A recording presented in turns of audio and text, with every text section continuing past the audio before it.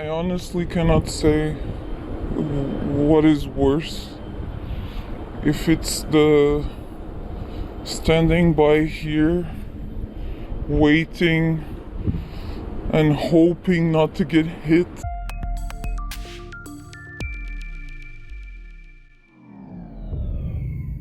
Is this another "the sky is falling and it's President Trump's fault" video? No, but it is a video about timing, expectations, and what happens when reality doesn't match the promise. Because recently, the Energy Secretary said something that should have gotten everybody's attention. Gas prices may not fall below $3 per gallon until November. When do you think it's realistic for Americans to expect that gas will go back to under $3 a gallon? I don't know. That could happen later this year. That might not happen till next year.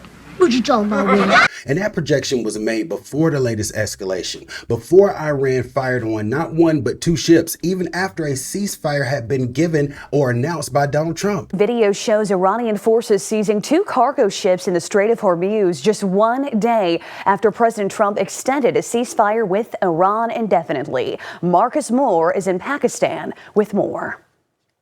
This morning, dramatic video aired by state TV shows Iranian forces seizing two cargo ships in the Strait of Hormuz. Masked soldiers climbing the deck, searching this ship, long guns at the ready. These scenes playing out one day after President Trump extended his ceasefire with Iran indefinitely.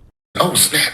So now the question becomes, if that was the baseline, where does this leave us now? Because gas prices don't exist in a vacuum. They feed into everything: transportation, food costs, supply chains, and ultimately inflation.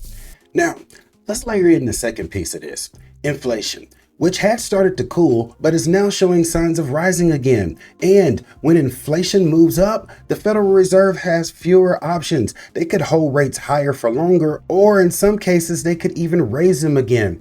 The long-term costs of this war, especially when you're judging it by the economy that the president was handed, is really just depressing to think about the growth that we could be under. And instead, we're dealing with rising inflation again. The Fed can't cut interest rates. It's a bummer. Why does that matter? That matters because interest rates touch almost every part of our economy. They affect mortgage rates, credit card payments, auto loans, and business investments. So if these rates stay elevated or even climb higher, that puts pressure on a lot of different industries like housing affordability, consumer spending, and overall economic growth.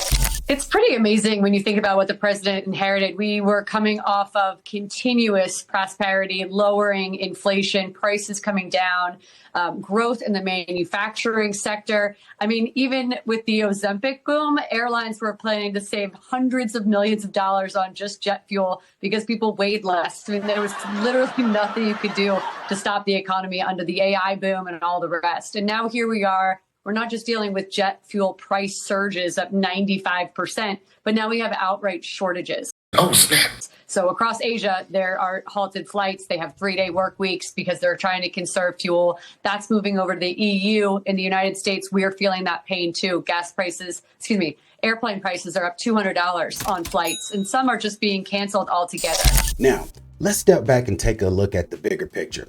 Gas prices are staying higher longer, inflation seems to be moving back up, and interest rates are likely staying elevated. Now, that's not just one issue, that's a stacking of issues, and each layer adds pressure. Now, this is where the conversation starts to shift a little bit, because for many people, the expectation going into the 2024 election was pretty simple: lower cost, more stability, and a stronger economy. So, the question isn't political, it's practical.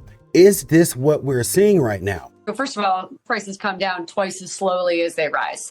And you have to clear the backlog of the tankers that are in the strait. That's going to take months. And then you've forgotten about the fact, obviously, at the presidential level, that 80 of the facilities that create crude, which is a global commodity, have been bombed, including the largest LNG facility on planet Earth. So if you wanted to move things along and get it done in a couple of weeks and just quickly reopen the strait, it implies a lack of understanding of the situation that you're in that is overwhelming. There's no chance that crude comes and gas comes back down to the pre-February 28th levels in months. That's the trajectory that we're working on. And of course, the strait is not reopened, and you have structural real problems like the toll that the Iranians are forcing people to pay, which Western companies will not pay. And therefore, the tankers aren't moving. They haven't even touched on that issue yet. Because by a number of metrics, the situation doesn't look improved. Costs are still elevated. Uncertainty is more present, and in some areas more than others, the pressure is actually increasing. Now, that doesn't mean everything is collapsing, but it does mean something important, that the outcome is not matching the expectation. And when that gap starts to grow, people begin to reassess, not emotionally, but financially. Because at the end of the day, the economy isn't measured on speeches. It's measured on what you pay at the pump, what you pay for housing, and what your monthly bills look like. Feels emboldened by this indefinite extension. It feels it can just wait out President Trump while the damage ramps up to the world economy. The White House downplaying Iran's actions, saying the seizure of those ships does not violate the ceasefire. You're crazy. I like you, but you're crazy. Cargo ships and oil tankers are now waiting just outside the Strait of Hormuz, unable to pass in the face of Iran's threats. An officer on one tanker tells us they won't move without safety guarantees. So, besides the question of how long our gas prices are going to be up, which looks like it's going to be a while, there's another question.